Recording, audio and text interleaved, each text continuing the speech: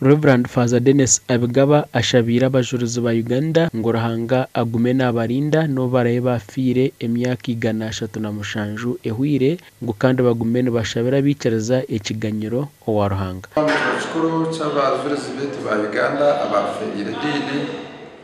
bakagiraho kwikiriza kwinji ukwikizoko kwabaretera bafire dini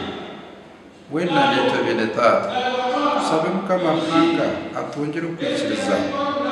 ngo twahora umuvangiri uko kwikiriza ngo turatirepere kwakunda kwambukiraho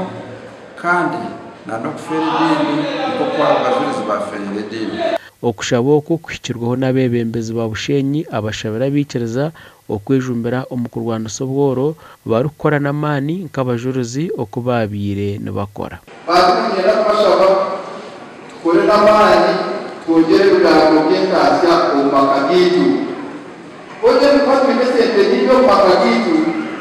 ebyo twora cyane bigambo birakukaho mbene nk'abikiriza abantu abaferire dini tubega mbinzi ecyo kubanza kumarira umuntiriza yawe ecya kabiri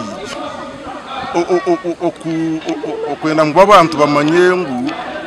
edini government nezirabiramu kugira ngo abantu batwazeje abo kunogira ngo edini terabireho ubuhenda biragira ku burwinzi. Abikiriza basimira abajurizi ba Uganda abafere dini ahabo kuba ngo bakoreka obumanzi obwaretire binji bagumane bikiriza omurimo kama abafere dini bakagumaha mazima bagamba mazima kandi bajuro baba basingizi mwendanye nico kinkubizwa ngunguma mazima nyombekeka yanja omusinge guhamire bafira hizoberi cyaturetera nito bagiro mbigere byabo kubasa kwenda ngo tuzuririzoberi nitwe tubenka abazuruzi abazurire abatwerire abajurizi ba Uganda 45 bakitwa kabaka mwanga omwaka gwa 1994 barukubatura okwicariza omudini zabo. Gashakwa Abraham Ganzi.